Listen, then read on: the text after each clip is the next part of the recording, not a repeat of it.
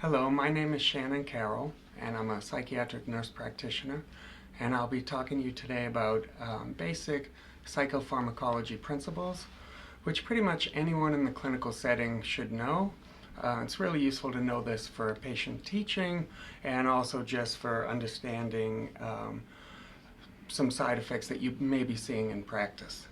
So, some of the learning objectives today will be to understand when a client should be referred to a psychiatrist or a psychiatric provider for a medication consult, to understand how medication decisions are made once the client gets to the psych eval, and I'd like to have you be able to describe the phases of treatment at the end of this lecture. We're also going to look at the goals of medication treatment and look at basic pharmacological principles as how medications work in your body. Then we'll look at some cultural and ethical implications of treatment. All right. So therapy by far is the first line treatment for mental illness. There are some exceptions to that, but very few. And those include psychosis. If you're seeing a client with psychosis, most likely they need to be on medications, and therapy will not help that alone. ADHD is also indicated for medication treatment as first line. That's actually kind of controversial right now, though. CBT and DBT and a few other therapeutic modalities have shown quite a bit of efficacy with treating ADHD. But for now, the mainline treatment for ADHD is stimulant medication. Treatment-resistant depression almost always needs to be treated with medication management. So that means someone who has been treated for depression and they see some relief, and then the depression comes back and possibly comes back even heavier. And then we also want to treat any medical causes that might be leading up to depression. There's a lot of medications that cause depression, a lot of comorbid conditions that lead to depression, stuff like diabetes, heart failure, things like that. So when do you know if your client needs medications? We look for physiological implications of depression. These include a dramatic change in vegetative patterns, which are sleep, appetite, sex drive, also motivation, ability to get out of bed. And we also look for impairment in normal functioning. So is the person doing their actions of daily living? Are they able to attend to school needs? Are they able to attend to work? And are they satisfied in their intimate relations? After the client has received a psychiatric evaluation, the session will move towards medication management. And the clinician has several different ways of going about deciding what medication to use. We're first and foremost going to look at symptom presentation and diagnoses. We're going to look at the most recent evidence-based research. We're going to think about genetics. Has their family been treated with medication? Did it work for them? If so, often a medication will work for the client. Also, practice guidelines are there to help the clinician, and clinical judgment. If the clinician has 30 years experience and has been working with similar patients, often they have figured out good ways to work with that patient and may follow their own guidelines. The APA puts out a lot of guidelines on how to work with certain mental illnesses, and they also put out decision trees, which help us basically follow a pattern of treatment. So if this, then this, then this. It's very useful. We also want to look at the goal of treatment. Is the goal of treatment to help, let's say, a student get through finals, or is the goal of treatment to help someone that's been depressed for quite a long time have complete resolution of depressive symptoms for a year or more? That would change how we affect it. And the last one is a side effect profile. There are some deal breakers in medication management where a client will say, I can't deal with this. I can't deal with sexual side effects. I can't deal with weight gain. And that would definitely adjust what we use to work with that client. I mentioned earlier that decision trees are very helpful in treatment. They're also very helpful in deciding when a client should be referred to have a psychiatric evaluation. Here on your screen you'll see a decision tree that I've built that shows the difference between some sadness over grief, maybe a death in the family, and then some erosion of self-esteem and other traits that lead towards clinical depression. So it helps you kind of decide, is therapy going to do it on its own, or do we have to add a medication, and if so, for how long? I want to just talk a little bit about off-label prescribing. It's something I hear in my practice quite a bit. I will prescribe a medication for someone that I think is very useful for them, and I will get the response maybe a few days later through a phone call or a text message or an email that says, hey, this medication is not indicated for what we're treating. I'd like something else. Actually, off-label prescribing is very useful and it's very common. 1 in 5 scripts are off-label. The way it works is that a company will spend a lot of money to get an indication from the FDA. After a while, they'll start to see benefits from that medication in other arenas. Rather than put it through the whole process again of getting FDA approval, they'll do small-scale studies to see if it works, and clinicians will also try it. They'll build an evidence base without actually getting the FDA indication. Some of the examples I'd like to tell you about are antipsychotics, so they're for psychosis, right? But they also work for adjuncts for depression. So if you're on an antidepressant, it's not working, maybe you've tried 2, and it's still not working, we can augment with a low-dose antipsychotic. It's a very common practice and it's very useful. Sometimes we use blood pressure medication called beta blockers for anxiety. You see this quite a bit in PTSD, especially when we're working with vets. That's one of the mainstays of treatment. Beta blockers bring your heart rate down. They kind of prevent your body from having a panic attack. They prevent you from getting a racing heart rate, from sweating, from stuff like that. So they work very close to a benzodiazepine, but they don't have the same effects of tolerance and needing more and more of it in order to get the same result. Also, lots of antidepressants are treated for pain and anxiety, and that can be an off-label use as well. To use something off-label, it has to be based in evidence. You can't just make it up. It leaves you open for a lot of liability for that. But if you're having a therapeutic practice and you see a client come in and they're on a medication and it doesn't have the indication that they're being treated for, it doesn't mean that that med is not useful for them or that the clinician has made a mistake. It just means that it's an off-label use.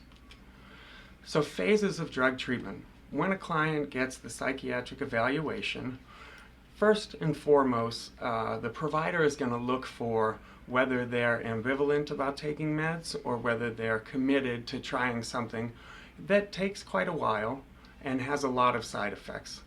The acute phase of treatment lasts up to 6 weeks, sometimes up to 8 weeks, and that means that we're not going to get any beneficial effects until 6 to 8 weeks. Very few medications will show an effect earlier than that. For instance, if you're using PRN or as-needed anxiety medications, they'll work immediately. But if you're using a daily antidepressant, the first and earliest time you may see a benefit is 2 weeks, and it'll go up incrementally from 2 all the way to 6 weeks. And we'll adjust the dose until we reach what we want. Once we reach complete resolution of symptoms, that's the goal. It's unlikely to always get a complete resolution of symptoms, but that is the goal of medication treatment. We move on to the continuation phase for at least 6 months. So a med trial should be at least 6 months on an antidepressant, and often 6 months to a year. So we'll carry them for 6 months with regular checkups through the 6 months and look for any breakthrough depression or anxiety. We may need to titrate the dosing during that period. Once we hit 6 months, we move on to the maintenance phase where clients are considered good. That's when you would say major depressive disorder in complete remission. And we would continue to monitor for the next 6 months. So usually a med trial is either 6 months long or a year. Anything below that, you have a higher rate of rebound depression. Okay. Let's go into pharmacological basics, and we'll start with pharmacodynamics. This is all about where drugs act in the body. For antidepressants and other medications that are psychotropic in nature, there are 4 sites of actions.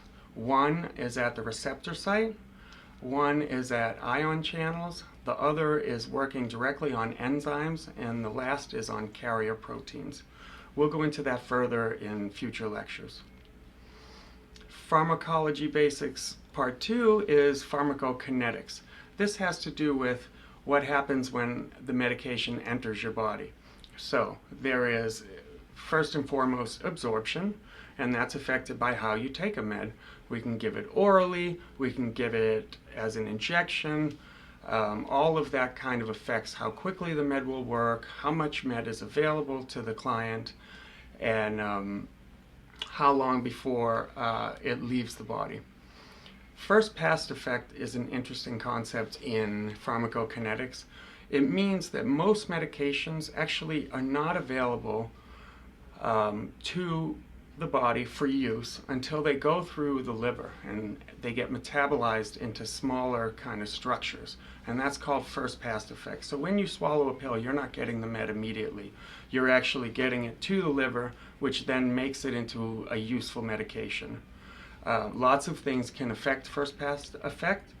I think about 70 medications need to go through the first pass effect in order to be available, and that's called bioavailability, how much reaches the circulation. Distribution is affected by blood flow, solubility, plasma protein, the size of the person, whether the dose is correct, stuff like that. Pharmacokinetics, metabolism. I mentioned a little bit about this in the last slide, but it's the process of breakdown into smaller substances called metabolites. And most metabolism is carried out in the liver, like I said. Cytochrome P450 is an enzyme group in the liver that helps metabolize most drugs. This is very important for all clinicians to know. Social workers, NPs, psychiatrists, everybody on the team sort of needs to know about this, because this is where we can get into trouble with medications. Cytochrome P450 helps metabolize most medications and 70% of psych meds. What happens is if you have 2 different medications competing for that pathway, competing to be broken down by that enzyme group, they can knock each other out. So in other words, if you add a med before your antidepressant that locks up that enzyme process, then it slows down the metabolism of your antidepressant, which means that that medication will be around longer and can reach toxic effects. Clearance is the amount of body fluid from which a drug is completely removed per unit of time. And then the other important concept to know is half-life. This is the time required for plasma concentrations of a drug to be reduced by 50%. This is very important for medications. It's how we decide often what meds to use and which ones to avoid. It has a lot of implications in cravings and eventual addiction. For instance, Xanax is one of the meds that a lot of people use, and it's the most prescribed medication in the US. It has a very quick drop-off when it's finished. So it has a half-life that's quick. And what happens is you start craving more because it doesn't last very long. And so you start relating anxiety to needing that pill, and it becomes an issue in the future. Some medications are also excreted in bile. It's delivered to the intestine and then reabsorbed in the intestine to recirculate, and then it's excreted through bile. Let's go back to cytochrome P450. So each person has a little bit of a different way of metabolizing medications, and that has to do with gene variations. This is where cultural competency plays a huge role in safe medication management. Gene variations result in varying drug levels in patients due to metabolism. Drug interactions change metabolism, and this is especially dangerous with polypharmacy, when someone is taking 2 or more medications. In psychiatry, you'll often see someone start a medication and works very good for depression, However, they see side effects, so we add a medication to kind of take away that side effect, and we may see more side effects, so then we add another medication. Then all of a sudden, we're being treated with 3 different medications for one complaint at the beginning, and they start to interact, and it can be dangerous. Let's go a little bit deeper into the CYP450 interactions, because this is something you can discuss with clients. You can also get a free chart online.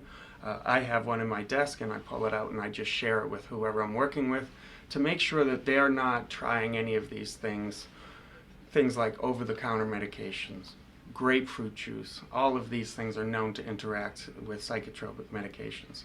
So if a med is if a med is metabolized through the CYP450, it's called a substrate.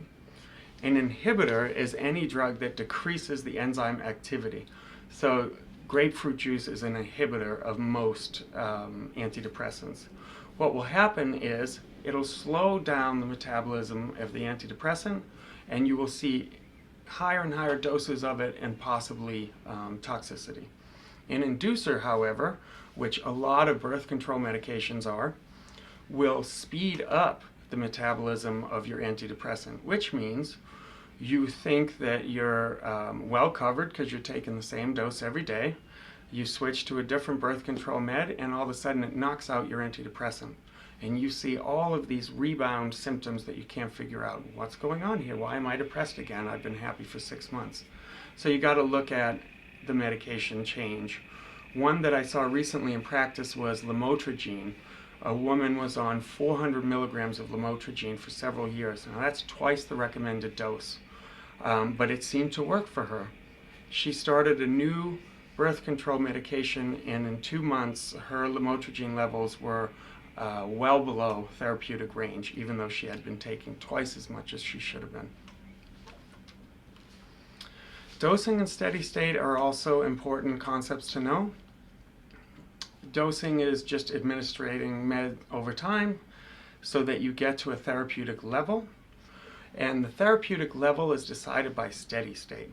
We actually want as much medication coming into the body as is being eliminated from the body, so that you reach this level, this plateau that never changes.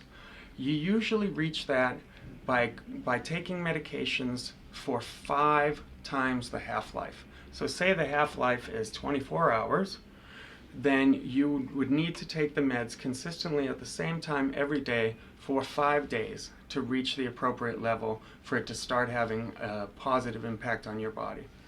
This is a great thing to know when you're teaching patients about why it's important to take medications regularly.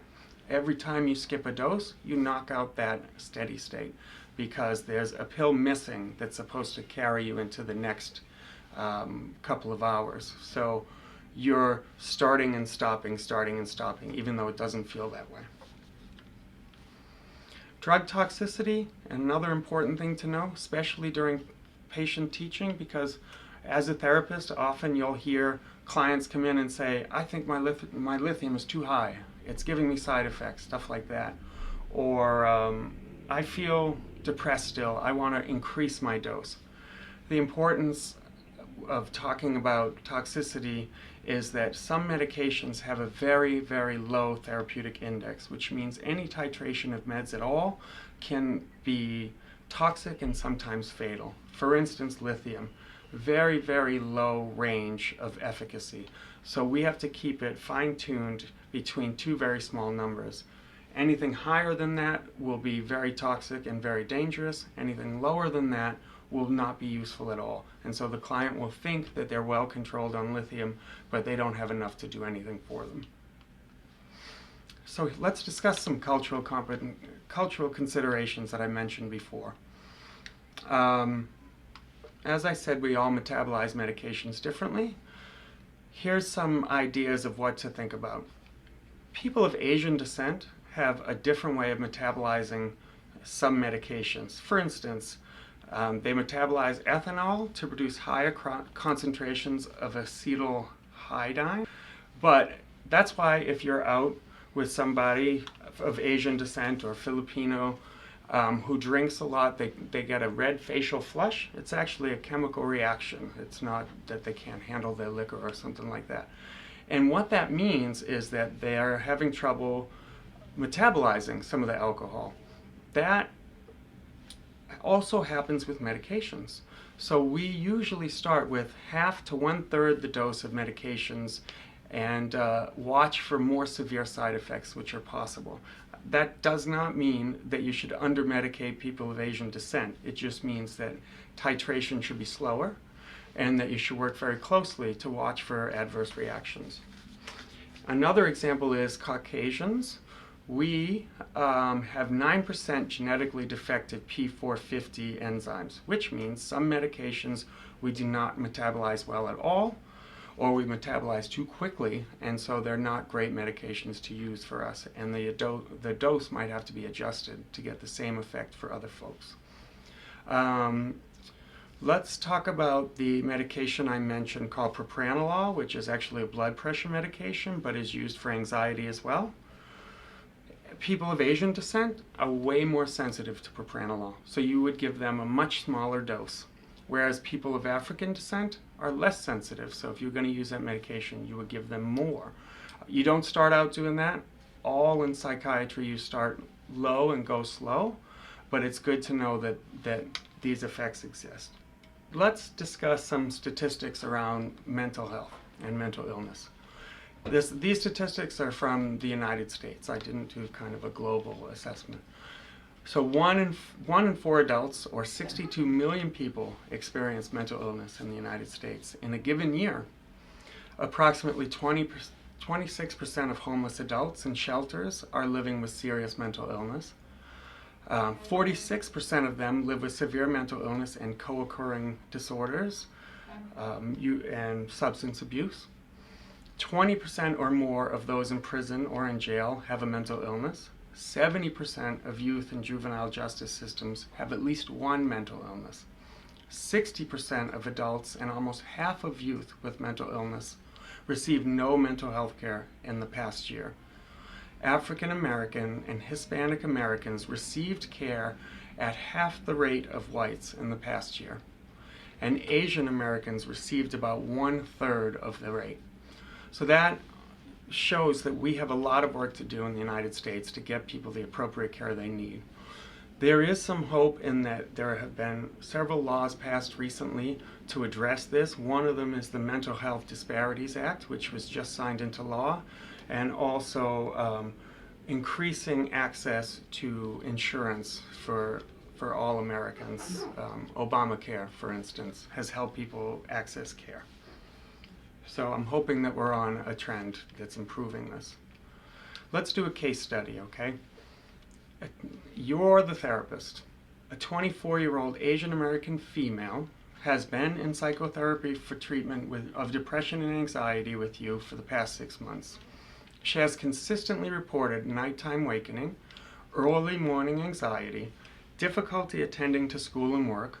She denies suicidal ideation, but reports she can't do things she used to do for fun. She has a past history significant of 1 suicidal gesture at 17. She refused pharmacology treatment at that time. She also refused voluntary inpatient hospitalization. Her family lives in California, but she is living here in New York City. She's fearful of telling them that her depression has returned. You do a brief assessment and you're not seeing any mania or hypomania. She denies delusions or hallucinations, and she seems well related in session. She appears help-seeking and trusts you as her therapist. What would you do? Let's talk about it. As a patient's therapist, would you recommend a psychiatric evaluation for possible medication treatment? What other interventions might be useful for her? What consideration would a prescribing clinician need to be aware of? And here's some questions that are not based on this case. Why should we support a client to take their medications exactly as prescribed after they've been given them? And also, tell us a little bit about lithium. If a client is taking lithium and reports he's increased his dose on his own and it still isn't working, what psychoeducation and follow-up is very important for this client to receive?